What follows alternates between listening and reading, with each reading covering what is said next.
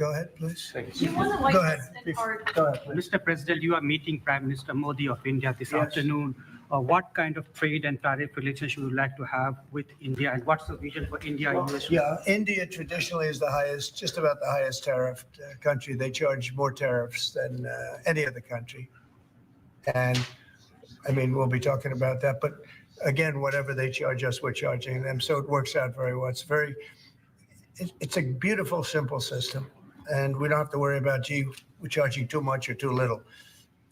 But traditionally, India is right at the top of the pack, pretty much. There are a couple of smaller countries that are actually more. But India is a they charge tremendous tariffs. I remember when Harley Davidson couldn't sell their motorbikes into India because of the fact that India, the tax was so high, the tariff was so high. And Harley was forced to build, I guess they built, I don't know, that was a while ago, but I think they built a factory in India in order to avoid paying the tariffs. And that's what people can do with us. They can build a factory here, a plant or whatever it might be here.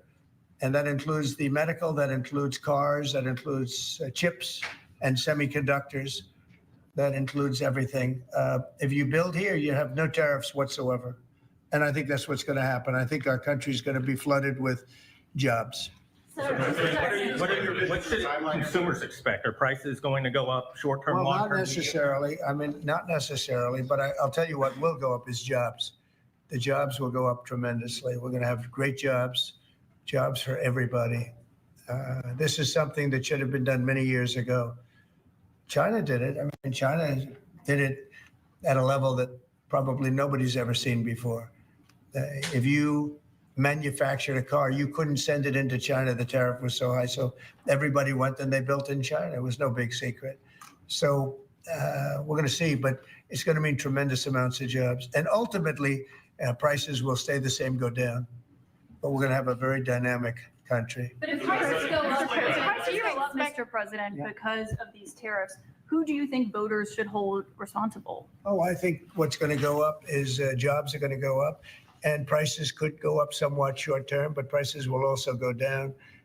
And I think the farmers are going to be helped by this very much because product is being dumped into our country and our farmers are getting hurt very badly by the last administration.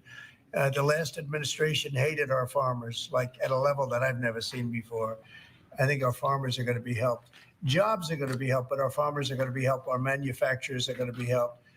And again, if somebody wants to come in, including the car companies, if they want to come in and build car plants, they'll do it without tariffs, and therefore prices won't go up. There could be some short-term disturbance, but long-term, it's gonna make our country a fortune. So Americans should prepare for some short-term pain. No, you possibly. said that. I didn't say that. You know? Well, if the prices go up. Let's see what happens. Nobody really knows what is going to happen other than we know that jobs are going to be produced at levels that we haven't seen before. We know that we think interest rates are going to ultimately be coming down because of things that happen, and they go hand in hand with the tariffs. But we think that the prices for some things, many things, it could be all things, will go down. Ultimately, will go down. Mr. President, can you explain the timeline here, sir? There's a period of time for a review, a report, 180 days. What's the earliest date that you think tariffs will actually be implemented and executed? Well, I would say maybe I'll ask Howard to answer that because he's going to be the one that's implementing. What do you think? Our studies should be all complete by April 1st. So we'll hand the president the opportunity to start on April 2nd if he wants. So I think we'll be ready to go Pretty on close. April 1st. And we'll hand it to the president and he'll make his decisions. But remember, if they drop their tariffs, prices for Americans are coming down. Our production's going up and our costs are going down. Remember, it's a two-way street. That's why it's called reciprocal. And have you spoken to any American CEOs directly about this? Are they calling you and asking I've for spoken to exemptions? many, and many love it. And they say this is going to be the thing that makes our country really prosperous again. And this is going to be what pays down to $36 trillion in debt and all the other things. And this is going to be This is an amazing day. I think this is going to be a very big day and in a very positive way for our country. Yes, please. Mr. President, you've talked about the VAT and the EU before and your concerns with how the EU treats you. Do you have a number in mind on the European Union? Do you have an idea where that number is going to land? Well, what they are now is they have a 20% VAT tax, which we're considering to be similar or the same as the tariff. Plus, they charge lots of fees. And, they're doing something else. European Union's been very tough on our companies. They sued Apple, they sued Google, they sued Facebook. They sued many other companies and American companies, and the kind of numbers are staggering. And the court system over there is not very good to our companies. If you know that Apple had to pay, I think, $16 billion in a penalty, a court case that was really shocking because most people thought they would have won that court case, people that watched it. So they've been very tough. Airlines have called me up and they said, could you help us with Europe because they're charging us so many different fees. I got a call from the head of American, United, and other airlines saying every time we land a plane, we get just absolutely killed by the European Union. And so they haven't been treated as good. We think the European Union is wonderful. We all love Europe, love the countries in Europe, but European Union has been absolutely brutal on trade. Canada has been very bad to us on trade, but now Canada is going to have to start paying up. And Canada has been tough on the military because they have a very low military cost. They think we're going to, protect them with our military, which is unfair. So Canada is going to be a very interesting situation because, we just don't need their product. And yet they survive off the fact that we do 95% of what they do. And Canada is just absolutely, I say it, and sometimes people smile and sometimes they say, great idea, but Canada, their taxes would come down greatly. Their security would go up greatly. Amazing things happen to Canada. And really Canada in this particular, why would we pay $200 billion a year in subsidies to Canada when they're not a state? You do that for a state, but you don't do that for somebody else's country. So I think Canada is going to be a very serious contender to be our 51st state. Going with Canada, there was obviously a delay in implementing those tariffs. I spoke to Governor Trudeau on numerous occasions, and we'll see what happens. But it just sets up so good for them. Look, the people would pay much less tax than they're paying right now. They'd have perfect military protection. They don't have any military protection because and you take a look at what's going on out there. You have Russian ships, you have China ships, you have Chinese ships, you have a lot of ships out there. And, people are in danger. This is a different world today. It's a different world. They need our protection. Yes. You mentioned Elon Musk and the efforts that he's undertaking with your Yeah. authority. You granted him new authority this week. Will he secure any new government contracts while he is working on Doge? No, not if there's a conflict. If there's no conflict, I guess what difference does it make? But we won't let him do anything having to do with the Are conflict. you personally checking to make sure there's no conflicts of interest? Yeah, I am. He answers to you. Sure, he does. First of all, Checking to make sure there's no conflicts of interest. yeah, I am. He answers to you. Sure, he does. First of all, he wouldn't do it. And second of all, we're not going to let him do anything where there's a conflict of interest. Mr. President, your negotiations with the EU are there's discussions ongoing already. How quickly do you expect that you'll hear back from them about any of these other I can't tell you, yeah. The EU's been very nasty. It's just been, they haven't treated us properly. Look, we were great to them on NATO. Essentially, it's a similar group of countries. When I came in, their fees, they were not paying. We were paying for, in my opinion, almost all of NATO. And now, I had the bad moment with the press where the press said, well, does this mean you won't protect them? And I said, I won't protect them if they're not paying. But because I said that, the Secretary General, as you know, said it was the greatest thing he's ever seen because the money came pouring in. But they don't treat us right on trade. They don't treat us right on the military either. If you look at Ukraine, we're in for probably $200 billion more than Europe. Why are we in for more than Europe? We're in for more than Europe. Think of it, or NATO. Let's call it NATO because Canada's in. By the way, Canada is just about the lowest payer also just be, they shouldn't be, that they are just about the lowest payer in NATO in addition to everything else. So Canada's really been taken advantage of. And if they had to pay just something modestly fair, they wouldn't be able to succeed as a country.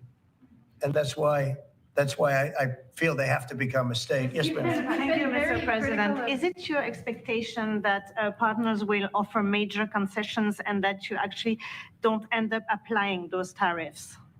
No, I think that a lot of them will stay the same, and whatever they pay, I'll pay. I mean, we'll have a lot of them stay the same. I think some. Look, I heard they, as an example, EU lowered their tax on cars down to the exact same amount that they were much higher. They were approximately 5 times higher, and they lowered them down to the exact tax that we're charging.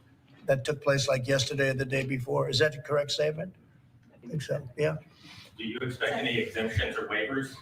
I don't expect that. No, this is a simple system, and there wouldn't be any. And in the case of Apple, I gave them a waiver exemption in my first term because Samsung was in South Korea, and Samsung didn't have to pay the tax because it was a tax on China, and Apple makes a lot of their product in China. So I did that because it wouldn't have been fair. But now this applies to everybody across the board. This is a much simpler way of doing it, much better way. You had that major call yesterday with President Putin of Yeah. Russia. President Zelensky responded today, basically saying any agreements they won't accept unless they're made with Ukraine. Will Ukraine have a seat at that table for those Of negotiations? course they would. I mean, they're part of it. We would have Ukraine, we would have Russia, and we'll have other people involved too. A lot of people, a lot of forks in the. A lot of forks in this game. I'll tell you what, this is a very interesting situation, but the Ukraine war has to end. The young people are being killed at levels that nobody's seen since World War II, and it's a ridiculous war, and it has to end. We had a good talk with President Putin. I had a good talk with President Zelensky, very good talk. And somebody said, oh, I should have called Zelensky first. I don't think so. I mean, we have to find out whether or not Russia wants to make a deal. I know that Zelensky wants to make a deal because he told me that. But I now know that Russia wants to make a deal. Did you ask Secretary Hegseth to walk back his comments yesterday saying Ukraine won't join NATO and won't go back to pre-2014 No, borders because no, those I are didn't. bargaining chips you could use? No, I didn't. Somebody showed me that, but I thought his comments were good yesterday, and they're probably good today. They're a little bit softer, perhaps, but I thought his comments from yesterday were pretty accurate. I don't see any way that a country in Russia's position could allow them, just in their position, could allow them to join NATO. I don't see that happening. And long before President Putin, Russia was very strong on the fact that I believe that's the reason the war started, because Biden went out and said that they could join NATO, and he shouldn't have said that. As soon as he said that, I said, you know what? You're going to have a war now, and I was right about that. This is a war that would have never happened if I were You president. don't think it's President Biden's fault, not President Putin? I mean, he's the one. I think Biden is incompetent, and I think when he said that they could join NATO, I thought that was a very stupid thing to say. I thought when he said, well, it depends if it's a minor incursion. In other words, it's okay if Russia does a minor incursion. I thought that was a very foolish thing to say. What do we expect on auto? it started. The other thing that got it started was how badly Milley and these stupid people, these bad generals, how badly they did with Afghanistan. I was going to pull out, but we were pulling out with dignity and strength, and we were going to take our equipment with us and everything else. They are, I mean, what they're doing is what they did with that. I think Putin looked at that mess and he said, wow, this is a great time. I'm going to go in. But what the Americans said, I'm not blaming Americans, but I will say what they said had a big influence on his deciding to go in. Yeah. When Elon Musk met with Prime Minister Modi earlier today, did he do so as an American CEO or did he do so as a representative of the U.S. government? Are you talking about me? No, Elon Musk. Elon, I don't know. They met, and I assume he wants to do business in India. But India is a very hard place to do business in because of the tariffs. They have the highest tariffs just about in the world, and it's a hard place to do business. No, I would imagine he met possibly because he's running a company. He's doing this as a as something that he's felt strongly about for a long time, because he sees what's happening and he sees how the country is really being hurt badly by all of the fraud, waste, and abuse. Yeah. So how do you know whether he's meeting with the CEO or meeting with a representative of your government? Well, he's meeting with me in a little while, so I'm going to ask him that question. All right, I'll ask him that question. Yeah. On auto tariffs, what should we expect, sir? You mentioned obviously steel and aluminum and pharmaceuticals. What are you thinking about auto tariffs? We haven't talked about that. I think autos are coming soon. I think they're all coming more or less at the same time. And it's not going to be a big shock to the system. But what it's going to do is it's going to bring pharmaceuticals back to our country. Much more important than the money. It's a lot of money, but it's going to bring pharmaceuticals back to our country. It's going to bring chips back to our country. It's going to bring automobile. We're going to do a lot more automobile manufacturing in our country.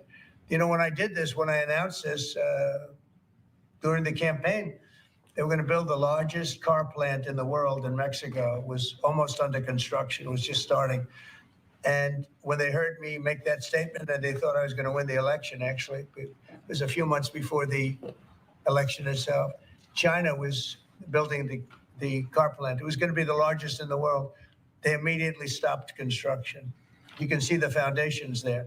They immediately stopped. When they heard I was doing this, that would have destroyed Detroit. It would have destroyed Michigan. This plant would have taken up more than almost the whole state built.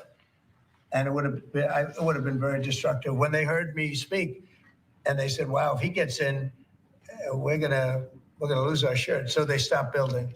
That's the impact that tariffs have. Again, you know, I say it, and I say it loudly. It's the most beautiful word, but now I say religion, love, and a couple of other things are more beautiful, because I got in a lot of problem with the fake news when they said, oh, other things are more important. God is more important, but these are the words.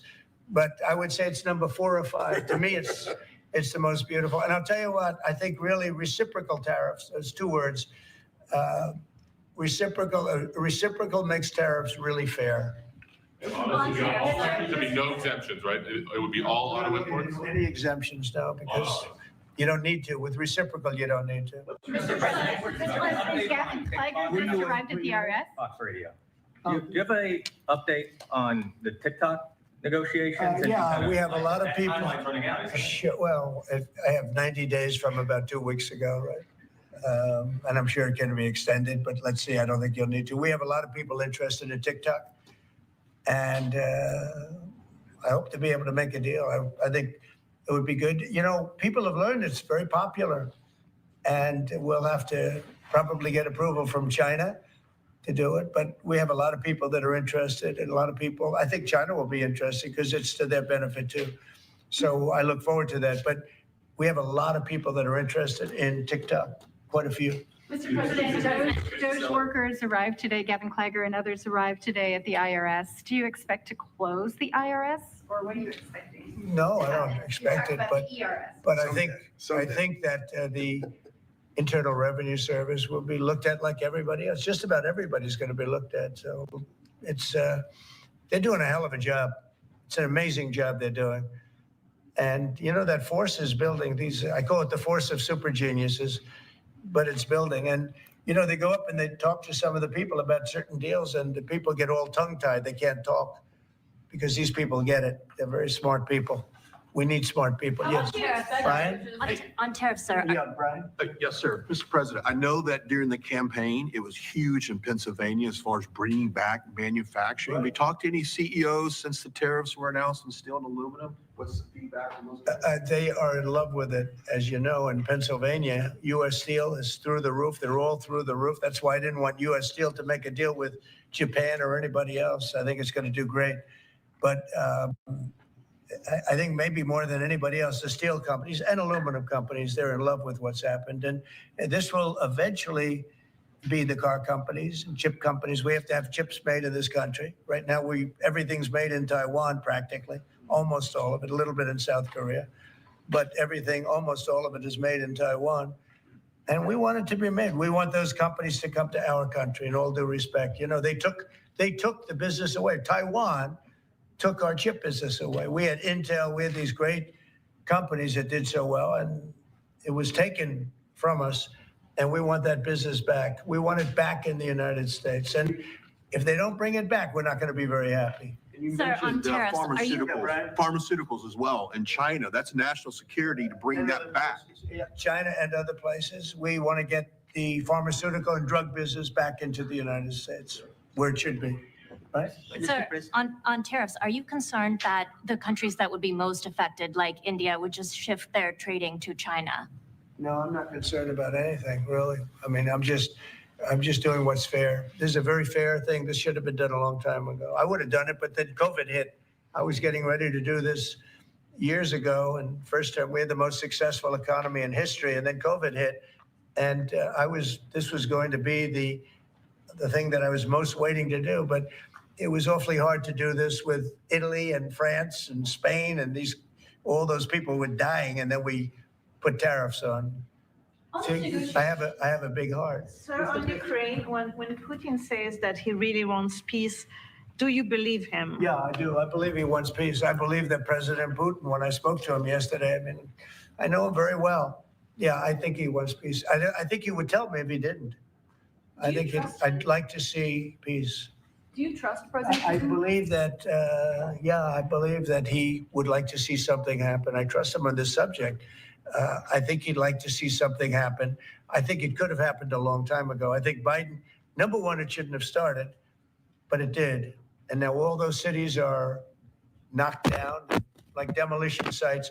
All those beautiful golden towers are knocked down. There's nothing going to replace them. But much more importantly, you lost millions of people. A lot of soldiers, but you lost millions of people. When they knocked down those cities and they're all laying down on the side, they're lying down just in ashes and all crumbled up concrete. They literally look like a world-class demolition site. And many of them, almost all of them, but many of them.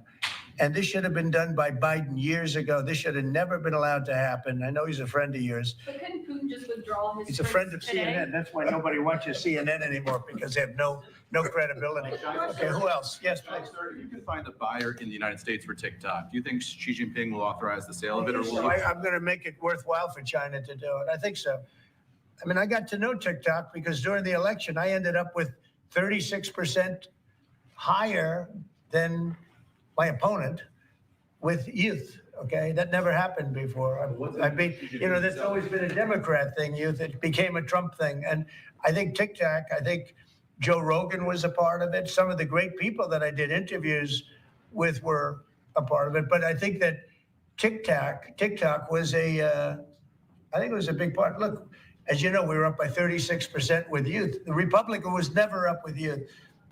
And I focused on TikTok, and I found it to be amazing, actually, and very fair. And I think the image of TikTok is different than it was before the election. I think people saw it and they view it as a positive, not a negative.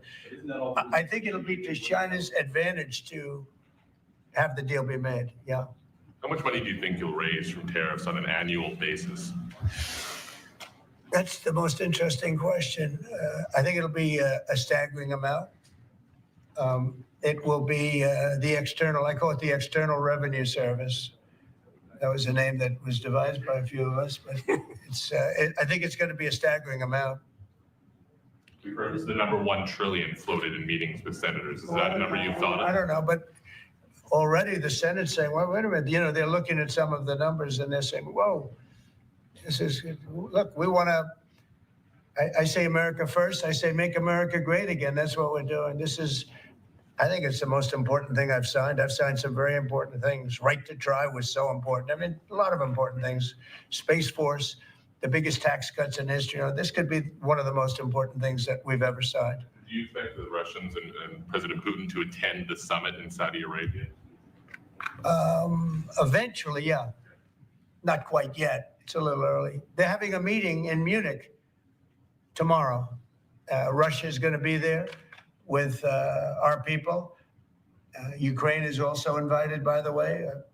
Not sure exactly who's going to be there from any country, but high-level people from Russia, from Ukraine, and from the United States. Do you want to have Russia back to the G7, sir? I'd love to have them back. I think it was a mistake to throw them out. Look, it's not a question of liking Russia or not liking Russia. It was the G8. And, I said, what are you doing? You guys, all you talk about is Russia, and they should be sitting at the table. I think Putin would love to be back. Obama and a couple of other people made a mistake and they got Russia out. It's very possible that if that was the G8, you wouldn't have had the problem with Ukraine. And if I was president, you definitely wouldn't have had the problem with Ukraine. Russia would have never attacked Ukraine. But you ask a very good question, the G8. It used to be the G8, and then these people threw them out. And I was arguing with Trudeau and with numerous of the people. Actually, Prime Minister Abe, a great man from Japan, agreed with me 100%. And some of the others did too. But I got there, it was a G7, as you know. They had already been terminated. I think it would have been very helpful, and it still would be helpful to have Russia be a part of that mix. And I think if they were, I don't think you would have had the problem that you have right now. Russia is part of the because G20. They kicked them out, of course, because they illegally annexed Crimea. I mean, how would you have responded if Russia invaded or Well, you took know, over? they took Crimea during Obama. 2014. They took, now they're looking to take the whole thing. Then they took a big chunk of land and people, as you know, during Bush. And now they're trying to take the whole thing during Biden. You know, the only one that didn't give them anything is Trump. They never took anything with Trump, nothing, not 2 inches of property of land. But Crimea was Obama. And then Bush gave them a lot, you remember. And then, in fact, it's a sort of a standard little phrase. And Biden's giving them everything because this is a war that shouldn't have been had. And the only one that didn't give them anything is Trump. It's just the way it is. What's the message from Wall Street about these tariffs? So there's been some nervousness on Wall Street about the I don't think impact. so. I mean, it hasn't been very much, and I think it's going to make the United States stronger, and in many ways, it could make other countries stronger too. You know, other countries want to have a strong United States. They want to have a strong America, and I think it's going to make us very, very strong, much stronger. And we have a lot of work we're doing on the military. Our military already, I've authorized some contracts to be built that are very substantial. We're building the greatest equipment in the world. We have the greatest military equipment in the world. We're building it. At some point, when things settle down, I'm going to meet with China, and I'm going to meet with Russia in particular, those two. And I'm going to say, there's no reason for us to be spending almost $1 trillion on military. There's no reason for you to be spending $400 billion. China's going to be at 400 billion. We're at $1 trillion. We're going to be at close to $1 trillion. And I'm going to say, we can settle this on, we can spend this on other things. We don't have to spend this on military and I'm going to be meeting with China. You know, we were trying to de-escalate nuclear, and I was in a position where Russia had agreed and China had agreed we were going to start. And then we had a rigged election, so that never took place. But this one was too big to rig. We won by so much that it was too big to rig. Would it be a China meeting in the United States, or would you travel to China for that? For what? A China meeting. I tell people all the time, you know, the question is who's going to have the first meeting, where are you going to, I say this to Putin, to President Xi, I say to everybody, never bothered me, you know, I'm willing to say I'll go first. It doesn't matter. It's the end result that counts. So it doesn't make any difference. When do you want to have a conversation about global defense spending, you, China, Well, I'd Russia? like to have that. As soon as things settle down, I'm going to have that conference, primarily with China and Russia, because those are the two that really are out there. And we're going to have them spend a lot less money, and we're going to spend a lot less money. And I know they're going to do it. They agreed to it. We were talking about denuclearizing, and President Putin and I agreed that we were going to do it in a very big way. There's no reason for us to be building brand new nuclear weapons. We already have so many. You could destroy the world 50 times over, 100 times over. And here we are building new nuclear weapons, and they're building nuclear weapons, and China's building new nuclear weapons, and China's trying to catch up because, you know, they're very substantially behind, but within 5 or 6 years, they'll be even. And we're all spending a lot of money that we could be spending on other things that are actually, hopefully, much more productive. Hopefully, there'll never be a time when we need those weapons. If there's ever a time when we need nuclear weapons, like the kind of weapons that we're building and that Russia has and that China has to a lesser extent, but will have, that's going to be a very sad day. That's going to be probably oblivion. Do you see that as separate conversations, or do you see one giant summit with you, Xi Jinping, and Vladimir Putin? Yeah, I could see that. Let things calm down a little bit. You know, when I left, we had no Middle East problem. we had no Russia going into Ukraine. They never would have done it. Putin never would have done it. And I came back and we got like the whole world is blowing up. So when we straighten it all out, then I want to have one of the first meetings I want to have is with President Xi of China, President Putin of Russia. And I want to say, let's cut our military budget in half. And we can do that. And I think we'll be able to do it. If Elon Musk identifies wasteful spending in the Defense Department, defense contractors and the like, are you willing to go after that spending as well? That's been. We have to go waste, fraud, and abuse. Yeah, and we're doing that. I'm just wondering about your conversations on defense spending. Would you want to do that as a trilateral, or would you use the existing body that also already includes China and Russia, the G20? No, it's the people. It's President Putin, President Xi. I don't need bodies. I don't need anything. It's people. It's all about people. It's about relationship and people. And, I've had a good relationship with President Putin. I've had a good relationship with President Xi. It's about people. And I think when things straighten out, which I hope will be in the not too distant future, the meeting I want to have first is a meeting with China and a meeting with Russia on slowing down, stopping, and reducing nuclear weapons in particular, and also on not having to spend the kind of money we're all spending on weapons, military weapons generally. I think my question is, would you have those meetings separately with each of those leaders, or would you try to bring them all together? Both. You start off separately, and that's what was happening. I was dealing with President Putin. We had really an understanding where we were going to denuclearize. What a beautiful term that is, right? Denuclearize. What a great thing if we could do that. And we were going to, he really liked the idea, and so did I. And we had then called China, and China was very open to it. And then COVID hit. And then we had a rigged election. But now there was no rigged election. Now we have an election that was too big to rig. That's what my whole theme was, too big to rig. And they tried, but they didn't pull it off. Sir, as part of the reciprocal tariffs, would you also direct agencies to study the impact they would have on prices in the U.S.? No, there's nothing to study. There's nothing to study. It's going to go well. The United States is going to become a very, very strong economically country. Yeah. Mr. President, in the past, you have spoken against BRICS. India is part of BRICS. Do you want to dismantle BRICS, or US want to be part of it? I don't care, but BRICS was put there for a bad purpose.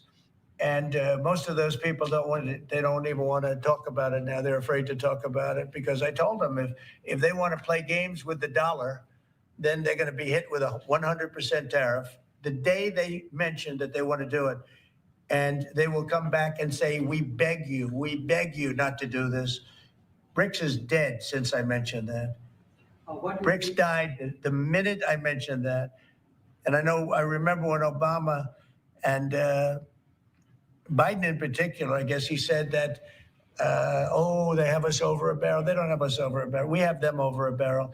If BRICS wants to play games, those countries won't trade with us. We won't trade with them. And if any trading gets through, it'll be 100% tariff at least. On your What would cabinet, be your- You know what? When they hear that, what do you think they're going to do? They're going to say, look what happened to BRICS. They didn't want to talk about it. They don't even want to admit that they were a member of BRICS. That's what's happened. on your cabinet, sir, we saw Robert F. Kennedy Jr. get confirmed. He's going to come in here and be sworn in. Mitch McConnell has now voted against several of your nominees. He voted against RFK Jr. as the next health secretary, citing conspiracy theories. What's your reaction to that? Well, I feel sorry for Mitch. And I was one of the people that he wanted to go to the end and he wanted to stay leader. He's not equipped mentally. He wasn't equipped 10 years ago mentally, in my opinion. He'd let the Republican Party go to hell. If I didn't come along, the Republican Party wouldn't even exist right now. Mitch McConnell never really had it. He had an ability to raise money because of his position as leader, which anybody could do. You could do it even. And that's saying a lot. But the fact is that he raised money and he gave a lot of money to senators. And so he had a little loyalty based on the fact that as leader, you could raise a lot of money. Senators would call me and they say, he wants to give me 25 million. Can I take it? I'd say, take the money. But he engendered a certain amount of, I don't even call it loyalty. He was able to get votes.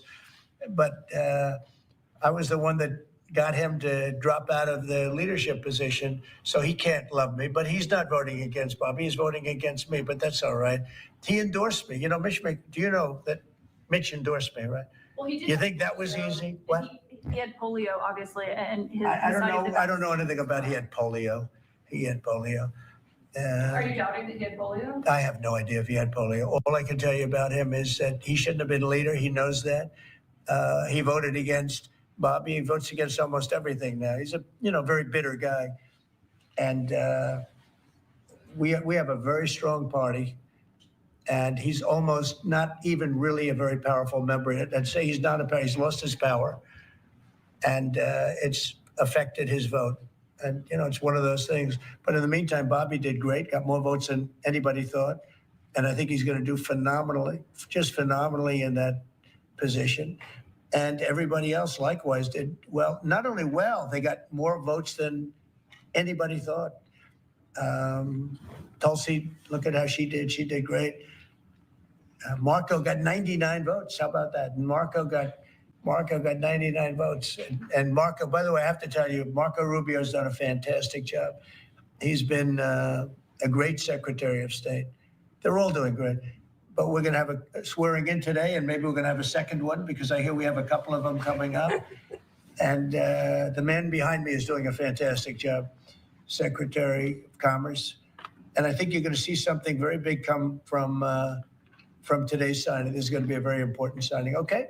U.S. Steel, sir, can I ask very quickly? You said you'd meet with the head of that company and the Japanese company. U.S. Steel is going to be here, and a lot of the steel companies are coming. I think steel companies, they love what's happening to them. We saved it. If I didn't do the tariffs from my first term, you wouldn't have one steel company here. You wouldn't have one steel. There wouldn't be a steel company alive in the United States. And right now, they're going to be thriving. They're doing very well, but they're going to be thriving.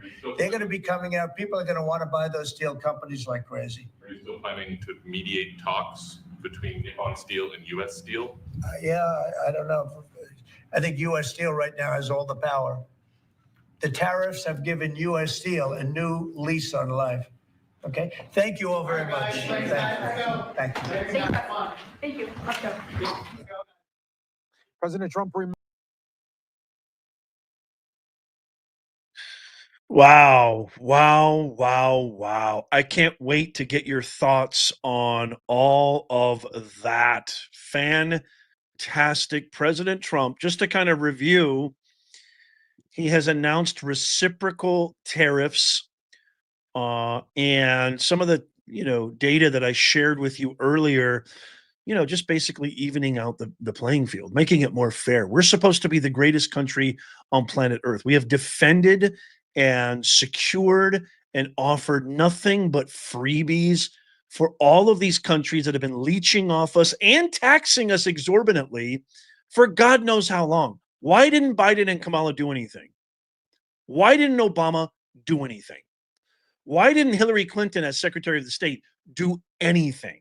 Why are they fighting so hard to prevent an audit of their egregious fraud, waste, and abuse? These are all very, very important questions. But I am just so excited about my president. President Trump said, I think it's going to make the United States stronger. And in many ways, it could make other countries stronger too. Other countries want to have a strong United States. And just to piggyback off of that, I would say you cannot have a strong geopolitical landscape without a strong America. A strong America equals a strong world. I just want to thank you guys. I want to thank everybody for being here with me today. I want to thank Mountain Goddess NG for 5 Professor Nez memberships. Remember, if you become a member, you automatically get registered into our free live stream giveaways. I've given away thousands of dollars in Amazon gift cards. I've given away hats. This is 100% made in the USA, original Nez Nation merch. Our hats, our hoodies, our shirts, our backpacks, mugs, tea, coffee, water bottles, you name it, sweatpants. We got it all with all sorts of amazing designs. You want to go check that out. The link is in the pinned comment and in the description, or just go to professornez.com/merch. Thank you so much, MG. Thank you, Robbie Reeder. You're an amazing mod. Thank you to everybody who's been watching. Thank you, everybody who's been gifting memberships. And this is the only place you need to be. This is your one-stop shop. If you want to get the unvarnished truth, if you want to get actual subject matter experts who are doing their own due diligence, qualitative and quantitative research, your boy Nez has you covered. There's nowhere else that you need to be. And if you love America, I need you to tap that thumbs up. I need you to share this with everybody that you know. I love you, America. We did it. These tariffs are just the beginning of the end of the abolishment of federal income tax. I truly believe the abolishment of the IRS is going to be coming very, very soon. By the way, raise your hand in the comments if you actually think of all the abuse that's been uncovered by Doge and everything else. Don't you think Americans deserve like 1 year free of taxes? I don't know. I just think we need a break. How about 1 year? Give me a 1 year break on taxes. After all the waste, $25 million to create a big bird show in Iraq and millions of dollars to support transgender DEI ideologies and a woke play in Peru, for crying out loud. Some of these are just absolute insanity. Studying shrimp on treadmills, millions of dollars of our taxpayer dollars. How about we get a break? Raise your hand if you think that we deserve that, because I think we do. I love you guys so, so much. Check out the videos coming up on the screen. Tap that thumbs up, subscribe, and follow. It's absolutely free. Sign up for our free newsletter. That's kind of like your insurance policy, so you never miss out. Sign up for that. That's absolutely free. You just give us your best email, and it's free. I don't share your email. I don't sell it to any third party. That is not the Nez Nation way. It's literally just your way of becoming a VIP member for free, so you never, ever miss out on all the top stories, because I give them to you first before you get them anywhere. So I love you guys so, so much. Have a wonderful day. Stay tuned. We got so much more coming. And as always, God bless you, President Trump. God bless you, Vice President J.D. Vance. God bless you, and God bless the United States. I'll see you.